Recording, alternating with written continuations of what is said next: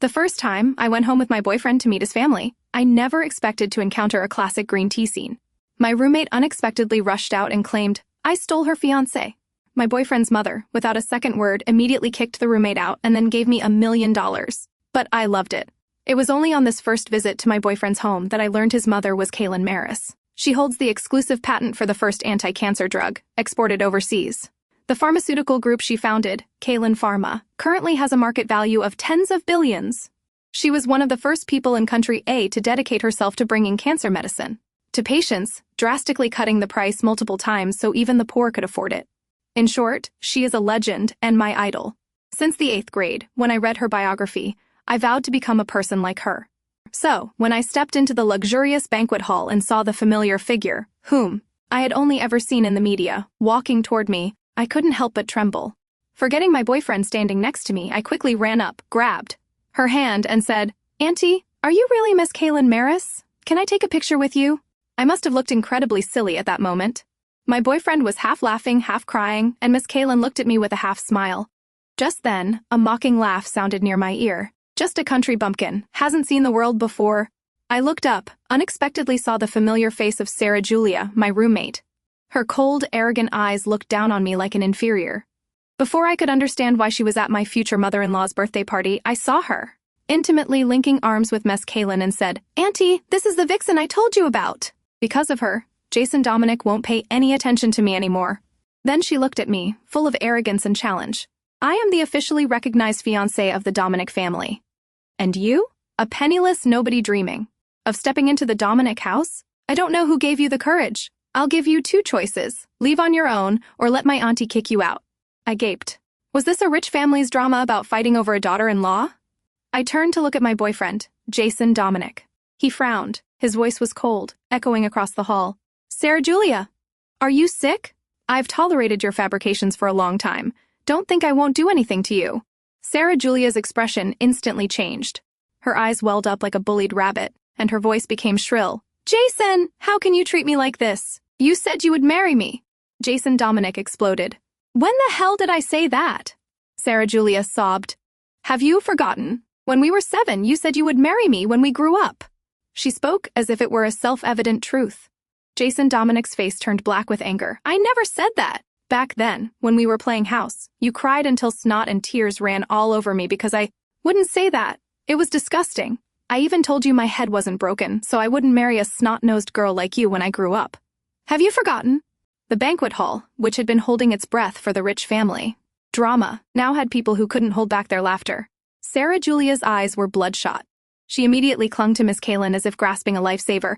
"Auntie, look! Jason is bullying me because of this despicable girl. You have to stand up for me. Look how she's dressed, daring to attend your birthday party. She shows no respect. She didn't even bring a gift, coming empty-handed. It's utterly shameful. She's not only poor, but her character is questionable. She messes around with a bunch of guys at school. She's completely disorderly. How can a girl like that be the daughter-in-law of the Dominic family?"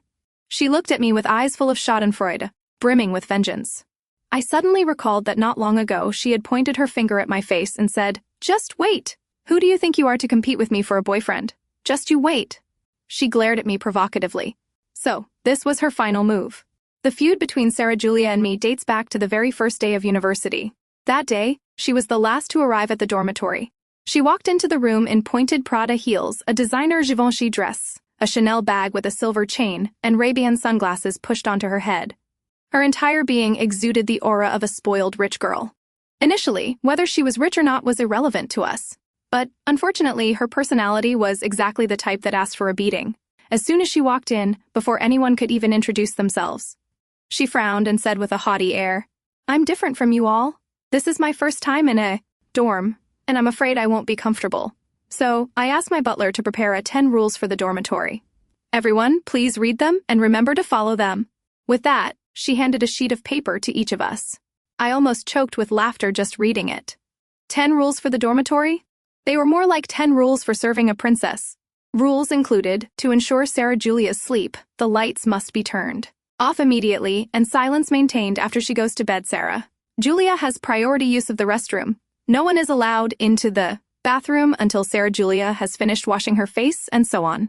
The most ridiculous part was the final supplemental line: Sarah Julia is willing to provide each person with $50 a month as compensation for maintaining her privileges. Knowing that everyone here is a poor student, this benefit is specially prepared. It is a blessing for you all to share a room with Sarah Julia.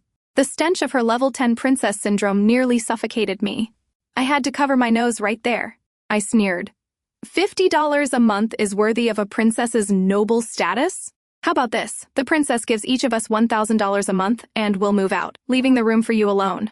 You can even hire a maid to serve you 24/7. How does that sound? Then I turned to look at the other two roommates. Both nodded enthusiastically in support. One even joked, "Add $1,000 more and I'll be your maid myself." Sarah Julia's face changed color. "Are you people so poor that you've gone crazy? $1,000 a month? Why don't you just rob someone?" I scoffed. "I'm only trying to help you.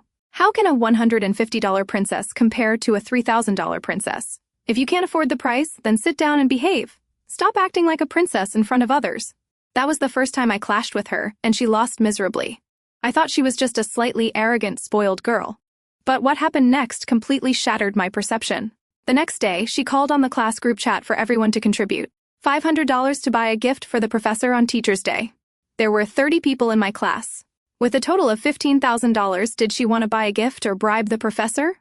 Fortunately, the group response was minimal. Unexpectedly, she went to each room to collect the money herself, using moral coercion to pressure others into paying. When I returned to my room, I saw one roommate, timidly saying she didn't have the money. Sarah Julia stood there, laughed arrogantly like a female villain in a movie. In this day and age, someone can't even come up with $500? If you don't want to buy it, just say so. Don't pretend. What will it look like when we present the gift and your name is the only one missing? This is a collective activity. You should have some team spirit, shouldn't you?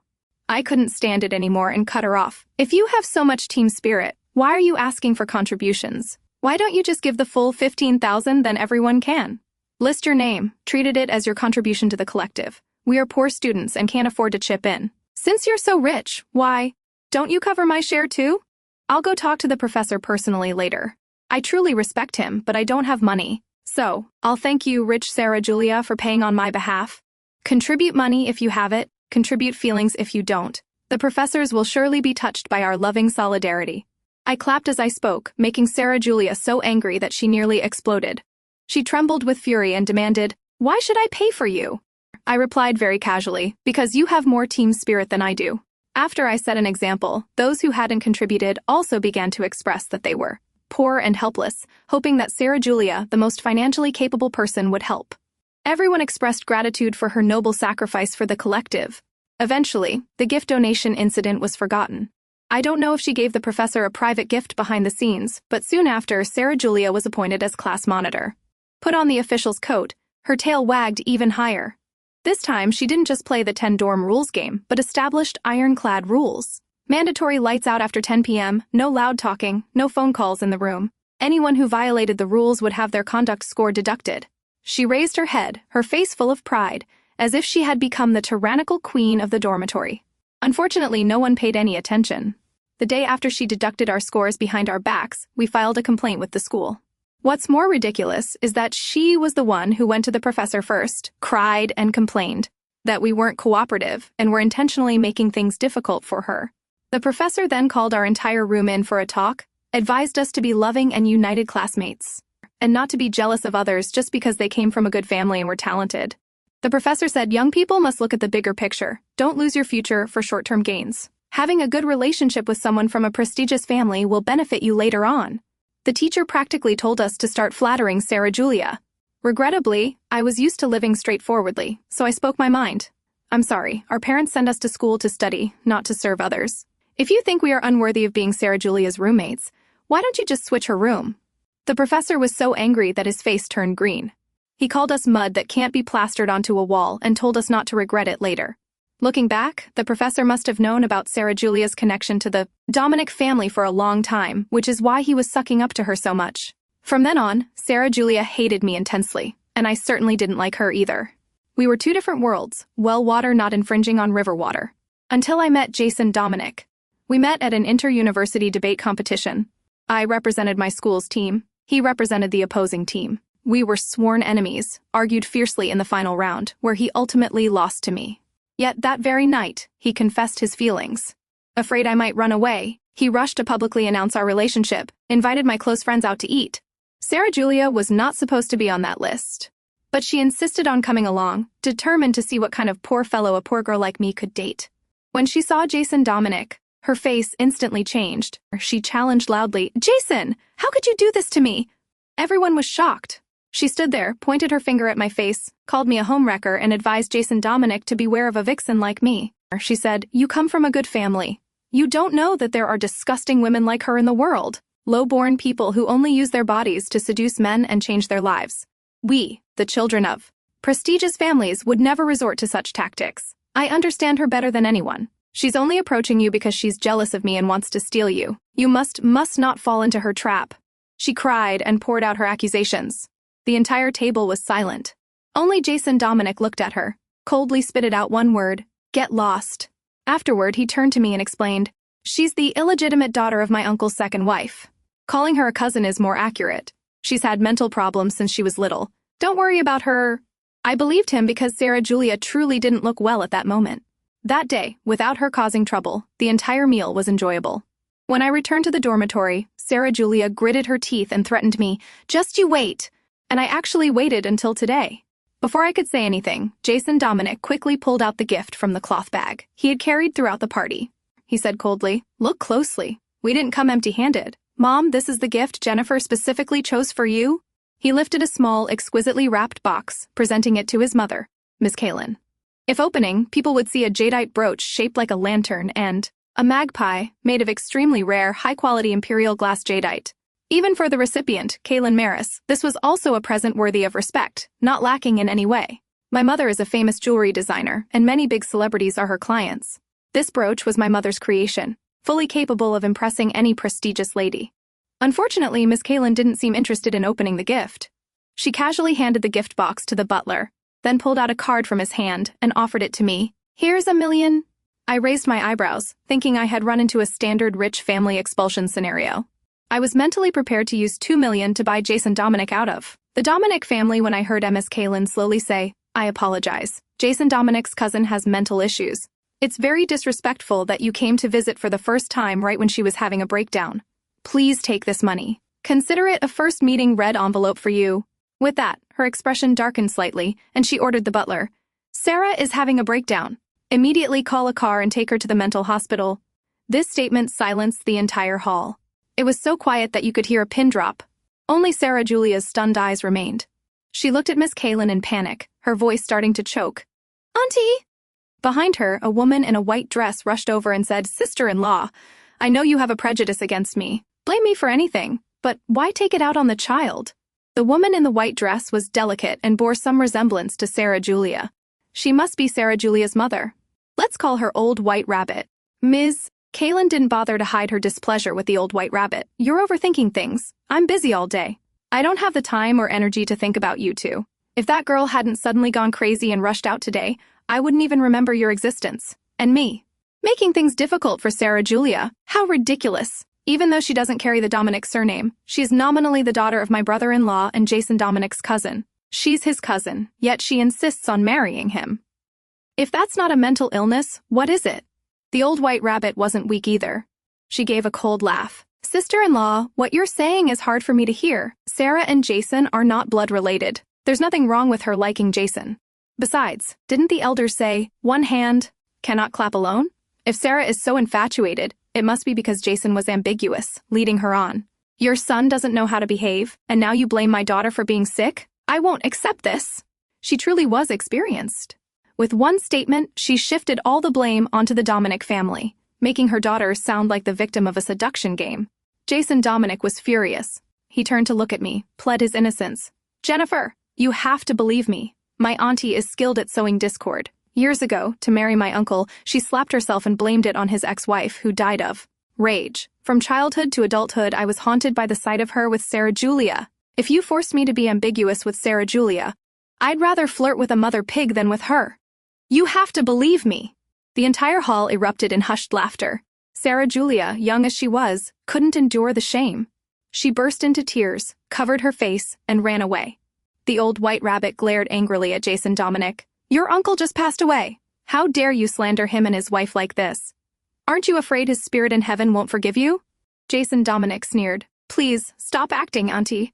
My uncle is probably being chased and beaten by his ex-wife in the afterlife right now. He's too busy to care about earthly affairs. Since meeting Jason Dominic, I've always seen him as a calm, polite, and even overly honest person. But today was the first time he revealed such an arrogant, carefree side, and I was actually a little smitten. No matter how shameless the old white rabbit was, she couldn't take it anymore. Her body trembled, looking like she was about to fake a faint on the spot. I was worried she would cause another scene when a shout rang out, "Enough!"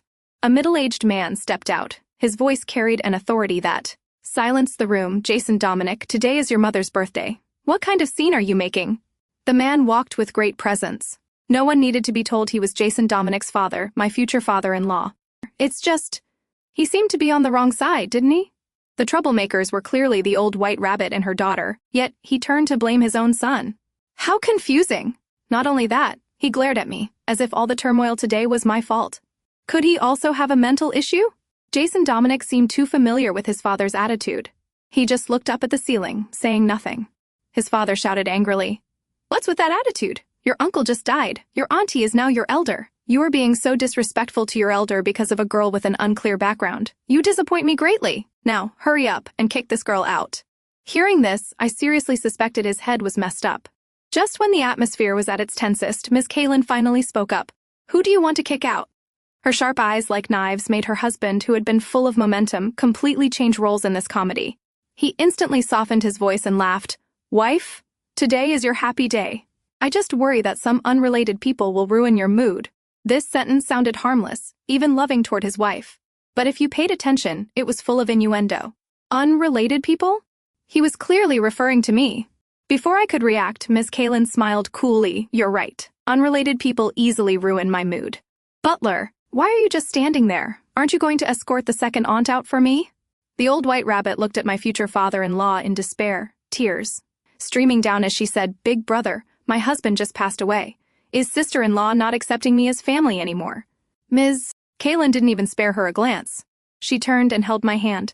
"Jennifer, Jason told me you're studying medicine? That's wonderful. Jason is lazy and refused to follow in my footsteps, insisted on studying some kind of art. It's a good thing he cares about me and found a daughter-in-law studying medicine like you." No need to think twice. She was clearly treating the old white rabbit like air. I sweetly linked my arm with hers and laughed. "Would you believe me if I told you that you've been my idol since I was a child?" Ms. Kaylin immediately laughed. "Your mouth is so sweet. I love it." We, the aunt and the niece-in-law, walked hand in hand, intimately like mother and daughter, into the main area of the banquet hall, leaving the old white rabbit with an extremely unpleasant expression. If that wasn't enough, a butler stepped out and said politely, "Second aunt, please follow me." Immediately afterward, 2 tall male servers appeared, gently but firmly escorted the old white rabbit out of the main hall. I almost couldn't hold back my laughter. Miss Kaylin truly is the embodiment of a grande madame, someone whose word is law, who doesn't argue with those beneath her. Even looking at them one extra time is a loss. I absolutely adore her style. The party continued in an extremely joyful atmosphere. I only regretted not being able to go to the Dominic family earlier. Miss Kaylin turned out to be even more adorable than I imagined. Jason Dominic's charming and relaxed traits were undoubtedly inherited from his mother. And the biggest surprise was that Miss Kaylin and I were very kindred spirits. I'm not just saying that, she said it herself. Before this, I only knew Miss Kaylin was an alumna of my university. But today, I found out that about 20 years ago, she actually lived in the exact dorm room I'm currently staying in. And the bed she slept in is the exact bed I sleep in now. Before today, I had only seen Kaylin Maris wearing jadeite jewelry in interviews, which is why I asked my mother for the magpie and lantern brooch as a gift. But today, I discovered she is the mysterious client who has purchased jadeite from my mother's company for many years. My mother once mentioned a mysterious big shot who refused to show her face, spending millions of dollars yearly on jadeite designed by the company. Now I know, it was Miss Kaylin. Knowing that I am the daughter of the Bella family, the owner of the Bella jewelry brand, Miss Kaylin immediately opened the gift box. She didn't hesitate, pinning the magpie and lantern brooch onto her chest, admiring herself in the mirror, and asking me what style of dress it would pair well with. At that moment, Miss Kaylin transformed into a little girl obsessed with beauty. She and I chatted enthusiastically in front of the mirror. We talked so much that Jason Dominic, standing beside us, grew tired. He finally complained, Why do I feel like I have no role in this scene anymore? Beautiful ladies, can you please look at your son for a moment? I teased him back. Who told you not to tell me your mother was my idol sooner? Ms. Kaylin chuckled heartily, nodded. Exactly. Who told you not to disclose it earlier? Jason Dominic just grinned, revealed his bright white teeth. Didn't I want to surprise you? I didn't expect the surprise to turn into me being completely sidelined. His cute, shameless comment made my face flush. I couldn't react in front of Miss Kaylin, so I just rolled my eyes at him. Miss Kaylin was so amused by our banter that she couldn't help but say, Jason, Jennifer hasn't said she'll marry you yet. I'm just a self-proclaimed mother-in-law. You need to try harder. I'm getting impatient. Seeing my boyfriend's mother openly admit to being the future mother-in-law, I couldn't stop smiling. I held Jason Dominic's hand, laughed so hard that my eyes disappeared. But joy is always short-lived. When the three of us returned to the living room for tea, the clock already read 9:30 p.m. The large living room was brightly lit, but Jason Dominic's father was nowhere to be seen. The butler brought the tea. Miss Kaylin casually asked, "Where is he?" The butler replied, "The master was waiting in the living room to drink tea with you earlier, but..." Then he said he felt chest pain, feeling uncomfortable, so he went back to his room to rest. He instructed not to disturb him unless it was urgent. Jason Dominic innocently asked, "Mom, why did Dad suddenly complain of heart pain? I've never heard of him having heart problems before. Should I go check on him?" Miss Kaylin took a sip of tea. A complicated look briefly flashed in her eyes. She softly said, "He's probably fine. Maybe he hasn't been sleeping well lately. I'll go check after you take Jennifer home." That night, it was past 10 when I got back to the dormitory. My roommates immediately swarmed me, asked rapidly, Well, how was your first time meeting your future mother-in-law?" I didn't hold back, happily sharing everything that happened during that magical evening. When they heard my future mother-in-law was Kaylin Maris, the entire room shrieked in unison. Hearing me reveal that my future cousin-in-law was Sarah Julia, everyone's mouths dropped open in the shape of an O. Finally, when they learned that Sarah Julia and her mother had been kicked out of the Dominic house, the atmosphere in the room settled down and everyone breathed a sigh of relief. Before going to sleep, Diane, one of my roommates, said worriedly, "I think that Sarah Julia won't just let this go." Doris interjected coldly, "A person like her won't stop until there's blood." But facing a genuine queen like Miss Kaylin, a green tea like her can't do anything. "Don't worry." I completely agreed. But who knew that what happened next would far exceed my imagination? The next morning, Doris woke me up. "Jennifer, there's big trouble." It turned out that on the school's confession wall, an anonymous post had appeared this morning. It publicly displayed a text exchange between me and some man. The content shattered people's moral understanding. To summarize, I, Jennifer Bella, sold myself for $50 per session, $250 for an overnight stay, with full services included. The man asked, "Can I get a discount for overnight?" The Jennifer Bella replied, "If you don't have money, why are you acting like a big shot?" That forged conversation immediately caused a storm of comments. Public opinion exploded. Some gossips wondered, who is Jennifer Bella? The resident public knowledge expert immediately answered, "She's the campus beauty of the medical school. I heard her boyfriend is Jason Dominic, the heartthrob from the art school next door, and he's super rich." Someone sneered, "A girl like that for $50 a session? Too ridiculous!" But others pretended to be worldly wise. "I heard her family is very poor. She's probably trying to act high class to keep her rich boyfriend." Someone chimed in, "Exactly. She usually doesn't look poor at all. She wears all kinds of expensive things. I once saw her carrying an LV bag. Where did the money come from? It couldn't have just blown in, could it?" The peak was when a mythmaker commented, "She slept with me once. It was exactly $50. Then the comments erupted. "Trash! She pretends to be pure, but she's just a prostitute. Women have it easy. Money comes just by lying down." A barrage of malicious comments poured down like a flood, turning the comment section into a genuine human garbage dump. Naturally, a few people stood up for me, said that defamation was illegal, and that I wasn't that kind of person. But those voices of justice were immediately drowned in the sea of malice. Not only was I furious, but Doris and Diane were also red-faced with anger. Diane, her chest heaving, said, looking at this, "It's definitely Sarah Julia's doing. This is blatant slander. Her goal is clearly to ruin your reputation. If she can't have Jason Dominic, she doesn't want you two to be happy together." Doris clenched her fist. "Jennifer, whatever you say, will do. We absolutely can't let her conspiracy succeed." I was equally angry, but seeing my two friends so supportive, my heart felt immensely warm. Even being smeared, I, Jennifer Bella, felt incredibly lucky to have friends like them. I laughed and asked, "So, do you want to go beat up Sarah Julia?" Doris gritted her teeth. "No beating." but I want to cut open her head to see what's in there besides soy sauce and chili oil. I chuckled. Don't insult spicy hot pot. That's unfair to it. I found myself remarkably composed, still able to joke at this moment. But joking aside, I certainly couldn't ignore this. I pulled out my phone and called the police, then said, "You two are my witnesses. Remember, you were both in the room last night." They both nodded vigorously. After calling the police, I immediately called Jason Dominic. Before I could say anything, he immediately spoke. His voice was deep. "And steady, Jennifer, I've already contacted our family lawyer. We're suing the person who spread the fabricated news. You just need to report it to the police. I'll handle the rest." The lawyer said there must be someone behind this. As soon as we find out who it is, we'll win the case. Don't worry, I definitely won't let Sarah Julia off this time. I'll throw her in jail. Jennifer, don't be silent like that.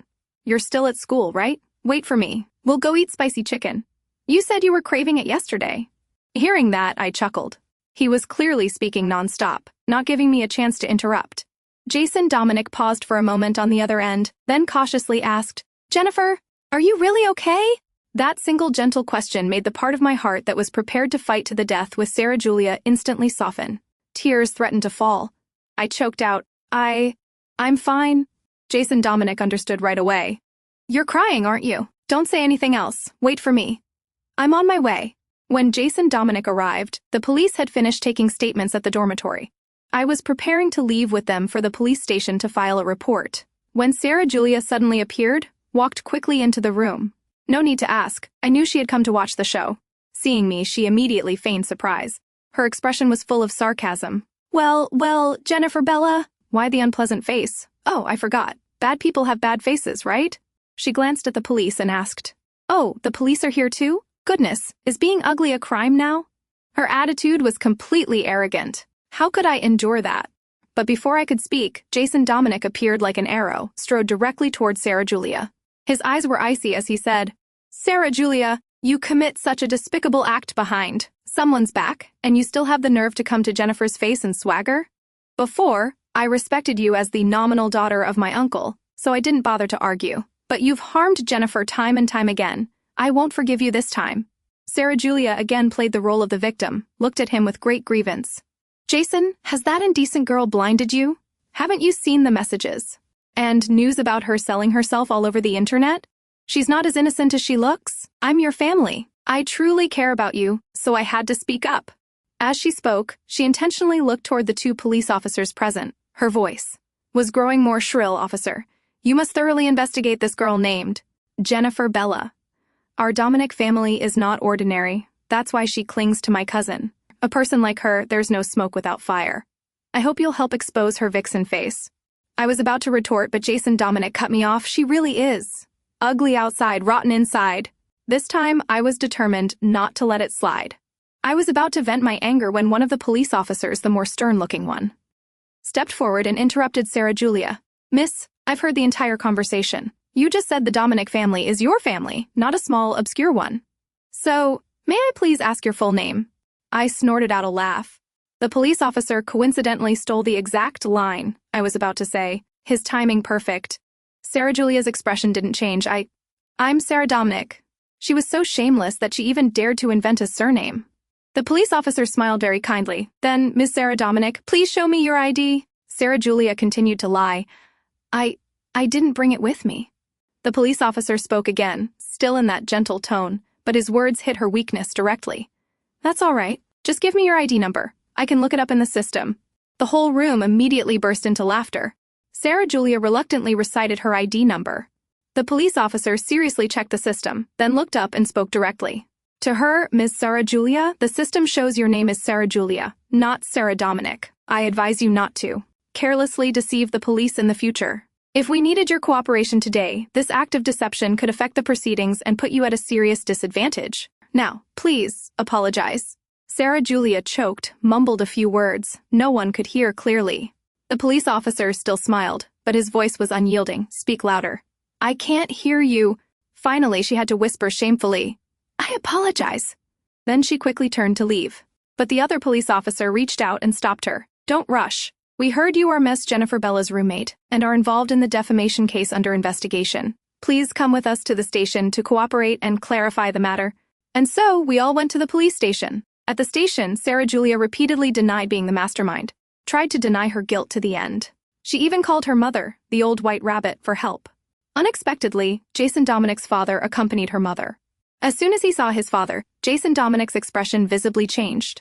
His father didn't say a single kind word to him, rushed straight to criticize. "Jason Dominic, why do you have to make everything so dramatic? Can't you even protect your own sister?" Those words made Jason Dominic explode on the spot. "Walter Dominic, do you even know who your real son is? Sarah Julia is not my sister. She's not even my uncle's biological daughter. She's only a stepdaughter. Now that my uncle is gone, are you planning to adopt her as your daughter? If you want to defend them, then don't blame me for disowning you." The moment he finished, Walter Dominic's face turned pale. "Jason, since when have you become as rebellious as your mother? Your uncle is gone, so of course, I have to protect his wife and child. Even if you are my biological son, you shouldn't force Sarah Julia to take the blame for an outsider like her." If the police hadn't intervened, I truly believe Jason Dominic would have fought Sarah Julia right there at the station. After a series of investigations, the cyber police tracked the IP address of the person who posted the slanderous content and quickly found the perpetrator's identity. The culprit was a young man who was arrested at the hospital. He frankly admitted to the fabrication, but adamantly denied being directed by anyone. He said, "I've hated that girl for a long time, so I spread the rumor to vent my anger." As for the reason for the hate, he fabricated a story, claiming that I once ran into him on the street and called him a poor wretch, which insulted him. Although anyone could tell it was a blatant lie, he insisted it was merely a personal vendetta and that no one incited him. The police checked his account, but found no unusual financial transactions, no signs of payment for defamation, so they had no direct evidence to charge the mastermind. Without evidence, the police had to release the man, and that evening, Sarah Julia was released. As soon as she walked out of the station, she strutted, looked provocatively at me, and even intentionally walked back and forth in front of me. The old white rabbit was far more cunning. She cried hysterically right at the station, wiping her tears and wailing, "Jennifer Bella, you want to use your power to bully two helpless widows. Luckily, the police officers are wise and restored our innocence." Even the police escorting us to the gate couldn't help but pat Jason Dominic and me on the shoulder, saying, "Those kinds of toads that can't bite are very annoying." Jason Dominic's father still stood there, tended affectionately to Sarah Julia and her mother. One moment, he handed the old white rabbit tissues. The next, he put his arm around Sarah Julia's shoulder to comfort her. If anyone didn't know, they would definitely think the three of them were a real family. Jason Dominic stood beside me, his eyes was red with anger, repeated, "I truly didn't expect my father to turn into this kind of unrecognizable person. I will definitely find a loophole against Sarah Julia and get justice for you." I tightly held his hand and whispered, "Don't worry, I won't let this go, and I already have a plan." Jason Dominic looked at me in disbelief. "You have a plan?" His eyes were full of question marks. I looked at him, my heart was softening. Oh dear, what a cute idiot! I was falling for him more and more. After the incident, the entire school knew I was Kaylin Maris's future daughter-in-law.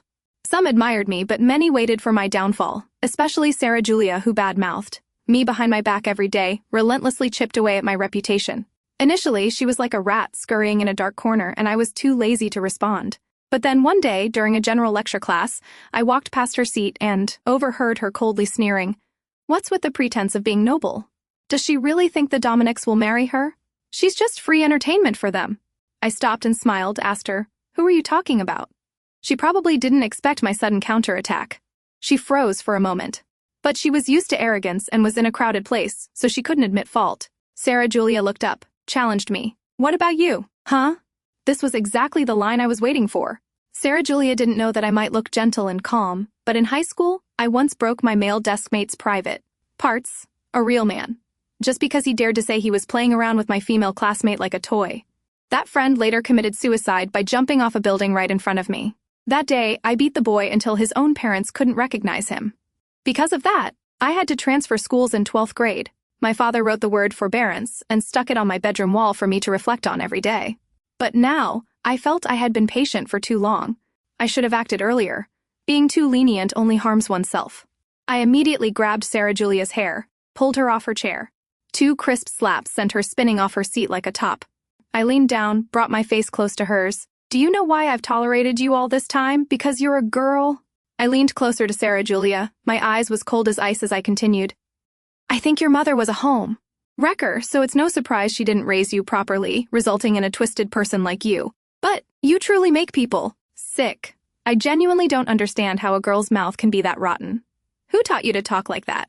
Next time, if I hear you speak garbage, for every word you say, I'll break one of your ribs. I keep my promises. Remember that? Sarah Julia looked at me in panic. Her voice was trembling. I'll call the police. I'll sue you. I'll have you thrown in jail. I looked at her calmly, my eyes devoid of fear. Then go ahead. It's a good chance for me to teach you how to be a decent person. The result of calling the police was that my parents brought our entire team of lawyers straight to the station, leaving Sarah Julia utterly stunned. Our family lawyer was still very polite, gently said, "You are absolutely free to sue Jennifer Bella. However, we will also sue you for defamation, fabrication, and severe slander." Sarah Julia froze when she realized that I had fully collected evidence of every malicious rumor she had spread. Her accomplices were now my witnesses for the prosecution. And I, having been slandered for months, had suffered mental distress and emotional depletion, showing signs of depression, which was certified by the hospital. In such a state, me giving her 2 non-injurious slaps was completely understandable and not against the law. Sarah Julia could never have predicted my entire plan. Her empty head couldn't conceive of the trap I had laid, just waiting for her to walk into it. Sarah Julia thought that with her backers, she could walk all over me. But she didn't know that when it came to backers, she wasn't even qualified to carry my shoes. My silence and forbearance before were simply because I found her pathetic and not worth my time. Sarah Julia looked at me with venomous hatred, gritted her teeth. So your family has always been rich? I looked at her, puzzled. At a time like this, money was what she cared about? Sarah Julia roared, "Why do you have everything you want? I won't accept this." I looked at her with disgust and said, "I don't care if you accept it or not. I'm only telling you, stay far away from me in the future or else I'll beat you so badly that your mother won't recognize you." Sarah Julia clutched her face and ran off in hatred. I thought I had finally exterminated this smelly pest from my life. But I forgot one truth. Pests are extremely resilient. The more you beat them, the tougher they get. The events that followed taught me the most profound lesson in my life. Never underestimate a pest. About a month later, life returned to peace. Until Miss Kaylin accepted my invitation to be a guest speaker at the university. During the seminar, she was radiant, like a queen, earning the admiration of the entire school. But at the climax of the program, she suddenly collapsed on stage. The whole school was in chaos. But I clearly saw Sarah Julia's eyes in the audience row, a cold, satisfied smile as if everything was according to her plan. In that instant, a shiver ran down my spine.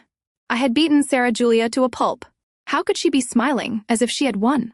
Miss Kaylin quickly regained consciousness and insisted on finishing the presentation. After the program, she just said she'd been feeling lightheaded lately, probably due to age and poor health. But I couldn't ignore it. Sarah Julia's smile sparked a terrifying premonition in my heart. I immediately had Jason Dominic secretly investigate everything concerning his mother. The result was chilling. Jason Dominic's father, Walter Dominic, had secretly switched the health supplements Miss Kaylin regularly took with a slow-acting poison.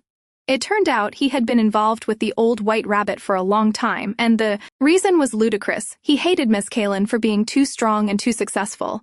He always felt inferior and useless around her. It was only when he was with the old white rabbit that he felt like a man.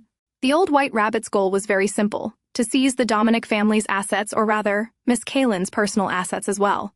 However, if they divorced, Walter Dominic would only receive a small portion of the assets, as the majority was registered under Miss Kaylin's name. Thus, under the old white rabbit's instigation, he chose to plot the poisoning. The poison was supplied by the old white rabbit, and Jason Dominic's father directly administered it. Miss Kaylin, a renowned powerful woman in society, was completely unguarded against her own husband at home. She never suspected that the man she had shared a bed with for 30 years wanted to take her life. Fortunately, heaven had eyes. Sarah Julia's slip-up exposed the truth, and Miss Kaylin narrowly escaped death. With sufficient evidence, the police immediately arrested both of them. A lifetime in prison awaited them. As for Sarah Julia, the immense shock drove her truly insane, and she was eventually admitted to a psychiatric hospital. After everything settled, Miss Kaylin was heartbroken. She told me she genuinely couldn't understand why her husband would do such a thing. Miss Kaylin said, "He and I have been married for 30 years. When we were young, we were once a passionate couple, admired by others. That year, I was impulsive, offended my boss, and had to quit my job and start my own business. No one in the family supported me, only he stood by me and said, 'So what if you fail? I'll support you.' When the startup failed and the company almost ran out of capital, he sold his house to help me through it. He even said, 'It's my responsibility to help my wife solve problems.' I thought that after going through hardships together, our relationship would only get better as our careers became more successful. But I didn't expect that when I succeeded, the first person to become dissatisfied would be him. I was preparing to take the company public. Everyone was congratulating me, but he was cynical. I expanded the international market and was praised, but he poured cold water on me. He always felt that my success was based on his sacrifice, thinking I had no vision. But as I flew higher and higher, so high that he could only look up, his mind became unbalanced, and he turned perverse. I knew he had changed, but out of respect for our early relationship, I never considered leaving him. I never thought he would try to take my life. Perhaps as a wife, I truly failed. Seeing Miss Kaylin in such grief, I remembered my own parents. My mother is also a successful, strong woman, while my father is just a regular table tennis coach. But no matter how successful my mother became, my father was never self-pitying or unbalanced. He loved cooking for his wife and child, he loved teaching his students, and he remained steadfastly himself his entire life. In my father's eyes, my mother's success only made him proudly say, "My wife is so capable." There are no perfect couples in this world, only those who are compatible. A man like Jason Dominic's father is probably only suited for a weak woman who relies on him. But when he saw his wife become a great tree, the only thing he thought of was cutting it down. But is it really the fault of the tree for growing too tall? I voiced these thoughts. Ms. Kaylin smiled gently. Her face showed a hint of relief. It turns out, I'm not even as insightful as a child like you. I didn't see things as clearly as you do. If only I had divorced him sooner, we wouldn't have reached this point. The one who suffered the biggest shock was still Jason Dominic. His own father turned out to be a beast. The pain and humiliation are feelings anyone can imagine. The next day, he personally put his father in handcuffs. After that, he only left me a text message. "I have some things I need to process. Please give me some time." Then he disappeared. I later found out he locked himself in his studio and painted for an entire month. A month later, when he reappeared, the first thing he said to me was, "I will never become a man like my father."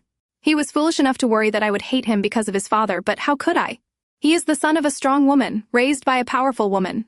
A man like him can only love and cherish a strong woman for his entire life. Only those who are accustomed to living in the light of a powerful woman can truly love a powerful woman until the end.